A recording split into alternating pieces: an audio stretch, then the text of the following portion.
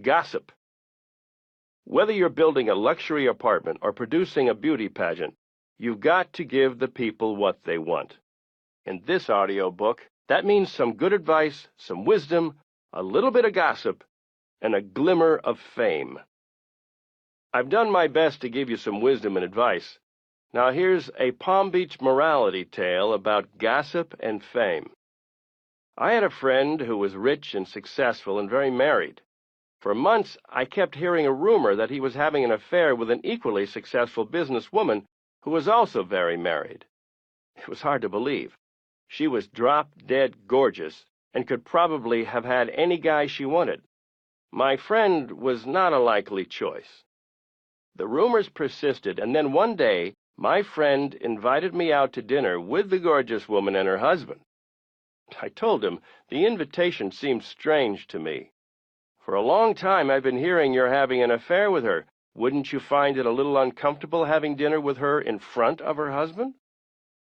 Surprisingly, my friend confirmed that he was having the affair, that the woman's husband didn't know, and that he, my friend, was totally in love, something which he felt his wife, who was as tough as nails, would not exactly appreciate or understand. Without revealing any of my friend's secrets, I told my girlfriend Melania to prepare for a wild evening. We had dinner at a restaurant. Normally, I would have been watching the scene with great amusement, but the businesswoman's husband was also a friend of mine, and so I was in a precarious position. There we all sat as though nothing was happening, but we could all feel tension in the air. As we left, I watched my friend grab the businesswoman around the waist in a more than familiar fashion. Her husband was out of sight when this happened, but it was clear to me that despite my disbelief and amazement, there was something going on between the two. Over the next few weeks, my friend called me incessantly, proclaiming his love for the woman. He said he would do anything to be with her, and that she was also in love with him. His calls became so frequent that Melania asked, "Why does he keep calling you? What's going on?" When I told Melania about the affair, she also found it hard to believe. As I said, this businesswoman is an amazing beauty, and my friend is not exactly Brad Pitt, although he is very rich and some women find him handsome. Finally, after a number of phone calls, I said, "Look, are you bullshitting me or is this for real?" He said, It is. I want to come over and see you, and I'll prove it." He didn't have to prove anything to me. What difference did it make? But I invited him over anyway. When he arrived, he told me how they'd met, how the relationship was going, all the sordid details. I still wasn't sure I believed him, but then he played an answering machine tape of a call she had made to him. She said the kind of intimate things only a lover would say. It was truly down and dirty, and I definitely recognized her voice. There was no longer any doubt in my mind about what was taking place. For a while, my friend continued to call me to say how much he loved this woman. If I was in Palm Beach when he called me, I would just watch the television and politely listen to what he was saying. I felt more like a psychiatrist than anything else. Then the shit hit the fan. The woman's husband had found out, phoned my friend, and threatened to kill him. But what really bothered my friend was the next call he received from the woman, saying she would never see him or talk to him again, and that if she did, her husband would tell my friend's wife everything about the affair. My friend was devastated. Afterward, he repeatedly tried to reach his ex-lover, but she refused to respond. As usually happens, my friend's wife found out, and probably the businesswoman's husband had called her, but who knows? About 6 months later, I saw the businesswoman at a gallery, and she confronted me. "Donald," she said, "I hear you've been spreading rumors all over town about me. It's terrible what you've done, and the rumors about me and X aren't true. Can you imagine me going out with him?" After listening to her accusations and denials for 15 minutes, I realized she is one of the greatest salespeople I have ever known, because if I had not heard her voice on that answering machine tape, I would have completely believed her. She told me she couldn't believe people would even think she would go out with my friend, Why would I want to? What did he have? Give me a break. I figured that was the end of it. But then I realized that my friend had not called me in some time. I was wondering how he was doing, so I phoned him to say hello. He wasn't in and didn't return my call. I phoned again and again. He didn't call back. I was worried. So I called a third time and a fourth time. No response. Later I found out that his wife had blamed me for the entire affair. She thought I had introduced him to this woman. Apparently, she told him that if he ever spoke to me again, she would divorce him. It turns out he had used me as a scapegoat. The funny thing is, I wouldn't have minded and would have helped him out and played along if he'd had the decency as a good friend to call me and say, "Look, I have a problem. Can I blame it on you?" Even if it meant he wouldn't have been able to see me or speak to me again, I would have accepted it and been glad to have helped keep his marriage together. But he never made that call to me. He did everything without an explanation. Now when I see him at a restaurant or an event, nothing is said. But he knows, and I know. I heard he was still suffering through his marriage. As a means of reconciliation, he bought his wife some tremendous jewelry. Apparently, she made him return it because it wasn't big enough or expensive enough. He had to go back and buy her something even bigger and better.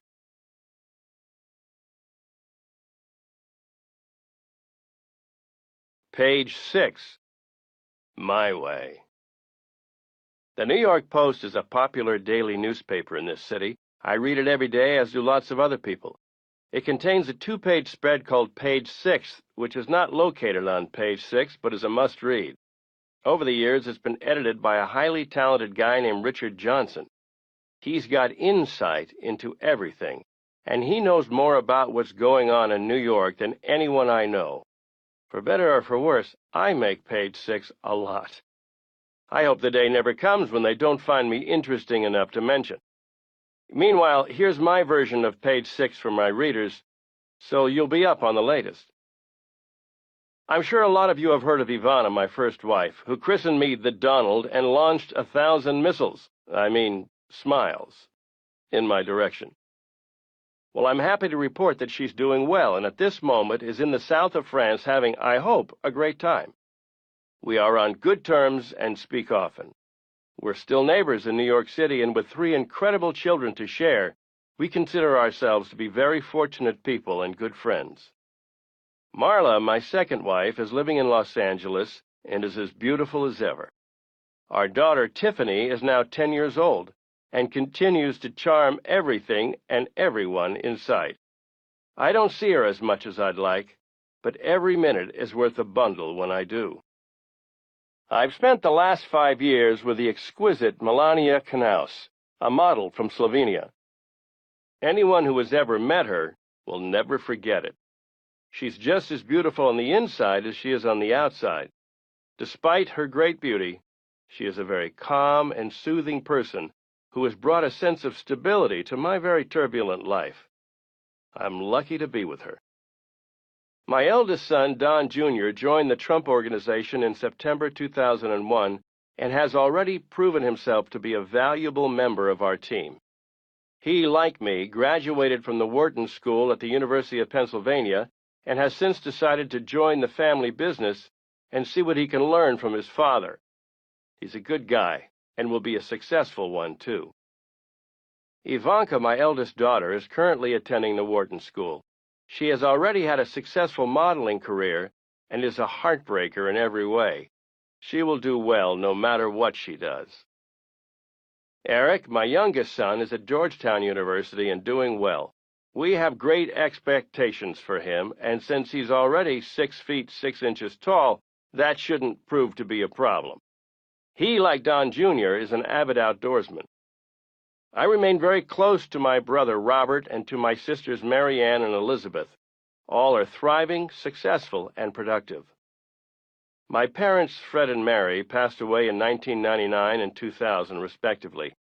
The void they left will never be filled, but what each gave to me by way of example will remain with me every day of my life. I love my family. They are very much my motivation. They always have been, and they always will be. Am I a rich man? Yes, very rich. I also feel blessed to have some terrific friends and business associates. Barbara Corcoran is a wonderful woman who did a tremendous job in creating the Corcoran Group. She then sold it for a substantial profit and has done very well since. I will never be surprised by how well she does. A friend of mine recently sent me an article about Barbara in which she was asked about my influence on the residential market. She said, "Donald Trump has had singularly the greatest possible influence on Manhattan luxury real estate simply because it was his marketing chutzpah that changed the perception of living in Manhattan." It's always nice to be complimented by pros, and Barbara is a total pro. Another good friend is Mohammed Al-Fayed, chairman of Harrods in Knightsbridge, London. Mohammed has gone through quite a rough time over the last several years. It was his son Dodi who was dating Princess Diana. To many of us, it looked like they would be getting married at some point in the not-too-distant future, until their lives ended in that tragic car crash in Paris.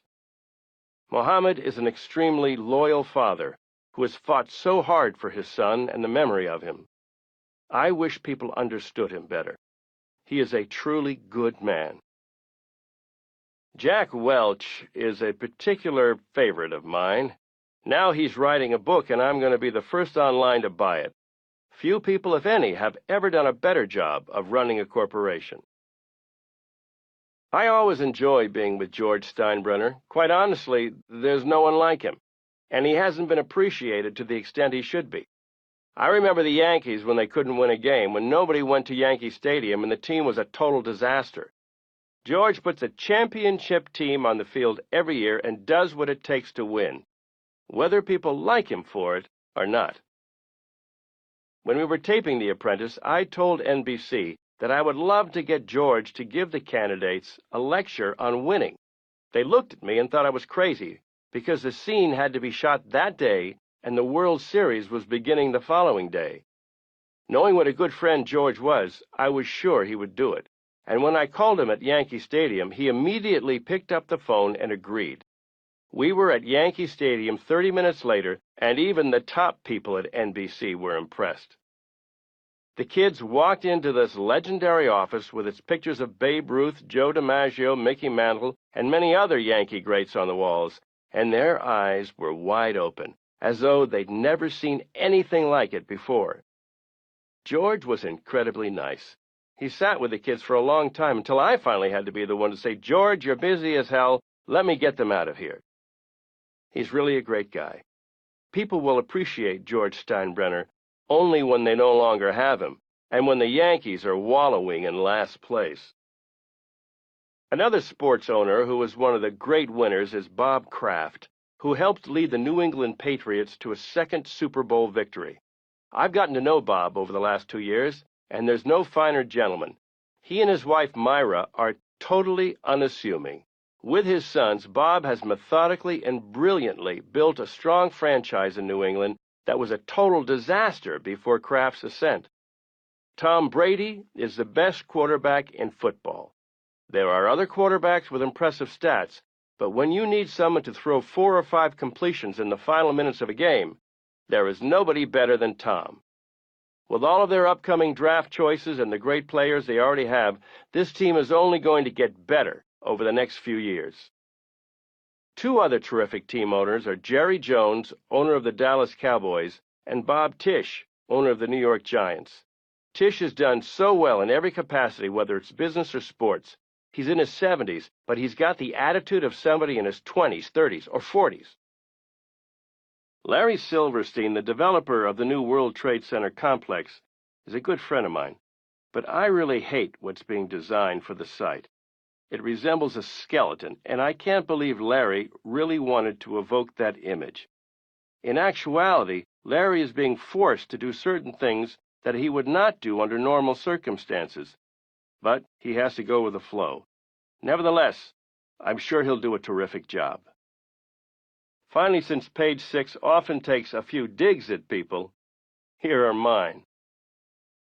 Dan Rather is not one of my favorite people. A few years ago, he wanted to profile me for 60 Minutes. As we toured Mar-a-Lago and Trump International Golf Club in Florida, he couldn't have been nicer or more respectful. I was sure the interview would be a total home run. When the interview aired, it couldn't have been nastier.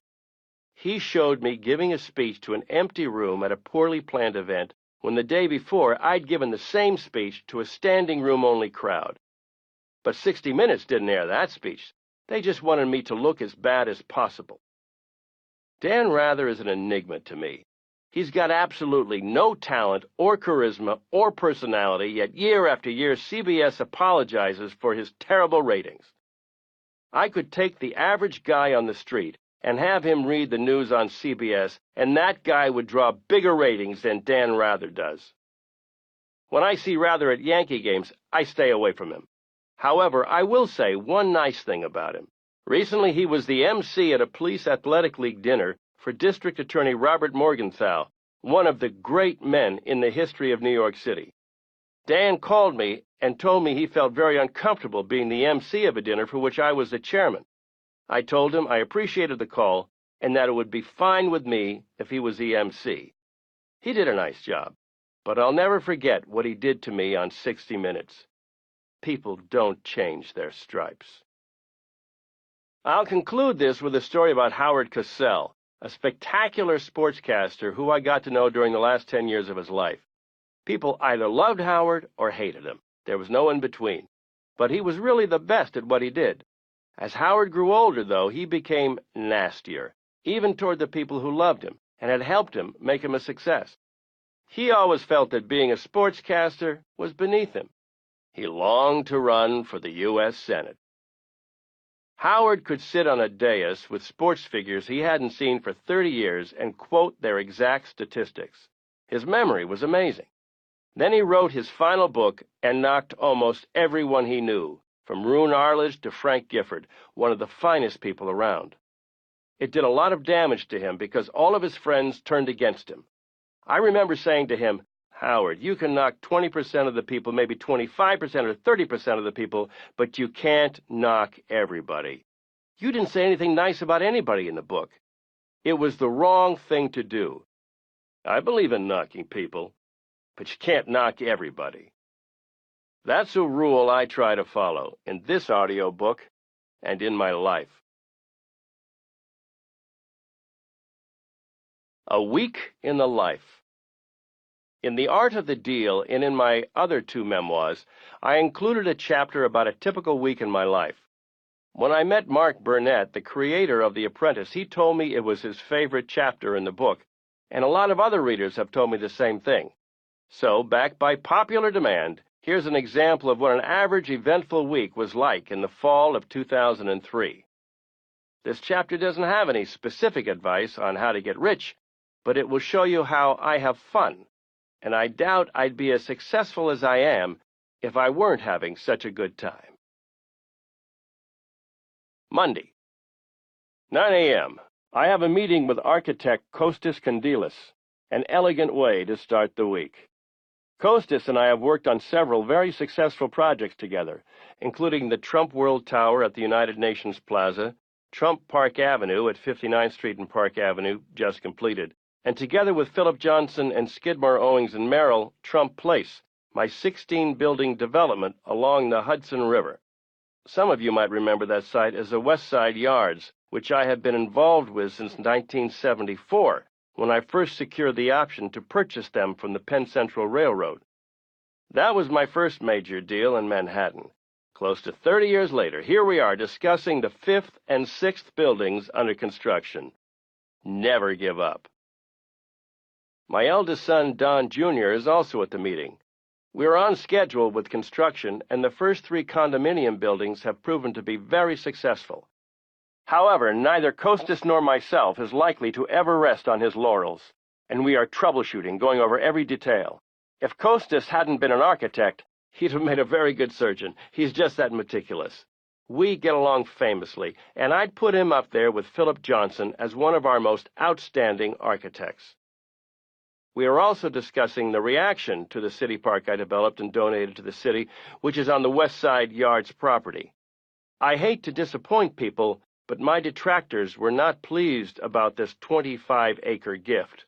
What can I say? Except that you can't be all things to all people, no matter how hard you try. I look over some kitchen and bathroom fixtures, and we decide to go with the top of the line. My name and work have become synonymous with quality, and there's a reason for it. We don't skimp on anything, ever or anywhere. Don Jr. mentions looking forward to the topping out party for building number 4. That's a big day for builders, and it's a celebration when the frame of the building, the superstructure, is completed and everyone involved meets at the top for a party. 9:30 a.m. Norma comes in to tell me that Oscar de la Renta is on the line, and Costas and I decide to meet again in a couple of weeks. Our new Miss Universe, Amelia Vega, is from Santo Domingo, which is also the birthplace of Oscar de la Renta. He wants to meet her, and I don't blame him. She's a beauty, all 6 feet of her. We're proud not only of her, but of the Miss Universe contest, which has become extremely successful since I bought it 7 years ago. We beat out the competition in television ratings, and we are highly regarded internationally as well. Ecuador has paid millions of dollars to host the 2004 contest, and we're looking forward to a great time there. Back to Oscar. He's a class act all the way. His impeccable work speaks for itself. 9:45 a.m. I make a call to some wise guy contractors who've been trying to cheat me. This can be a crummy business because of the scum of the earth it attracts, but you have to do what you have to do. Screaming at them is what I have to do. 10 a.m. I have 3 calls waiting. Mark Brown, the CEO and president of my 3 casinos in Atlantic City, Woody Allen's office, and Mayor Bloomberg. I take the mayor's call first, much as I respect Woody Allen and Mark. I think the mayor is doing a great job, considering he's got one of the toughest jobs on the planet. Running a corporation is one thing. Running a city is another, especially this one. Woody Allen may go down to Florida and stay at the Mar-a-Lago, my club in Palm Beach. I've been in one Woody Allen film, and I never miss any of his movies. 10:30 a.m. I have my first Diet Coke of the day. I know I should drink mineral water, and I do sometimes, but I really like Diet Coke. Irina Dvorovenko calls in. She's a ballerina at the American Ballet Theater. She's not only a sensational dancer, but also an incredibly beautiful woman. I'm not exactly a ballet fan, but because of Irina, that might be a possibility. The television crew from Neil Cavuto's team is ready for an interview. I ask what it's about, and then we're ready to go. After decades of interviews, they are easy for me to do, especially with someone like Neil, who is not only personable but also very knowledgeable. He and his team are pros all the way, and he gets the best business ratings on cable TV. 11 a.m. I received 17 calls during the interview, and I begin to return them in between the incoming calls. After so many years in business, knowing how to prioritize is second nature. It's also a key factor in keeping up your momentum, even during a typical workday, which is crucial if you intend to become or remain successful. Everyone's heard of the New York Minute, but by now that's outdated. It's become the New York Second. That's no exaggeration. Seconds count when you have hundreds of phone calls a day to handle. One bogged-down conversation and your momentum could be interrupted for an hour. So when I say momentum is crucial, I mean it. You'll know when you've got it, and you'll know when it's being disrupted. I returned Joe Cinque's call. He's an executive with the American Academy of Hospitality Sciences, which presents the coveted 5-Star Diamond Award. My properties have received several of them. Joe is a high-spirited and generous man, but he's difficult to please and discerning when it comes to giving out awards.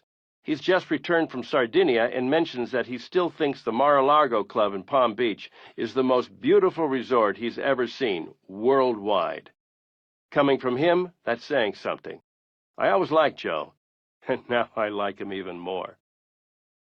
I return Regis Philbin's call. He and his wife Joy are amongst my closest friends, and he's even more fun off-screen than on-screen, if you can imagine that. I always look forward to spending time with them. They are both solid gold people. We're on for dinner at Jean-Georges' restaurant, which is in the Trump International Hotel and Tower, and is considered to be one of the finest restaurants in the world. With Jean-Georges von Goerischen in charge, how could it not be? I take a call from Mark Burnett, the brilliant creator and producer of the reality show called Survivor. It was his idea to do The Apprentice, and we are busy working on the details. 11:30 a.m. I take a call from Sony. They'd asked me to be a sponsor for the 150th celebration of Central Park in July, featuring rising opera stars Salvatore Lecitra and Marcello Alvarez. The event was a huge success, with many thousands of New Yorkers turning out to hear some magnificent singing on a perfect night under the stars in the park. On nights like that, you have to thank your own lucky stars just to be alive. We were all proud of how successful the evening was, and I was equally proud to be a sponsor. Mike Donovan, my trusted pilot, calls in to update me on the checkup of my 727 jet. I have both a helicopter and a jet, and they get a workout throughout the year. With my schedule, they aren't luxury items, but necessities. Turns out the jet will be ready in 2 weeks. Norma comes in to go over the media requests of the morning thus far, which include 2 from Holland, 3 from Germany, 2 from Canada, 1 from France, 1 from England, and 7 from the United States. Handling media requests alone can require negotiation skills, and we do our best to accommodate them.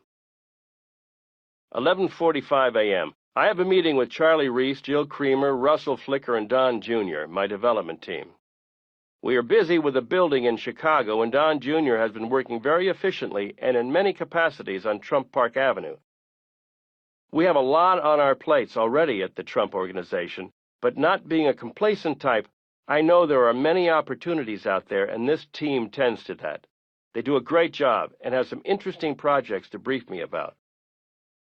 12:30 p.m. I order lunch from our terrific new restaurant at the Trump Tower Atrium, which is doing great business. Some of you may have seen the commercial I did for McDonald's. I didn't have to act. I like McDonald's, and am a loyal customer. Some days I have pizza, sometimes a ham and cheese, some days nothing, but I rarely go out for lunch. I still consider it an interruption in my workday. I review news clippings and articles during my lunch minute.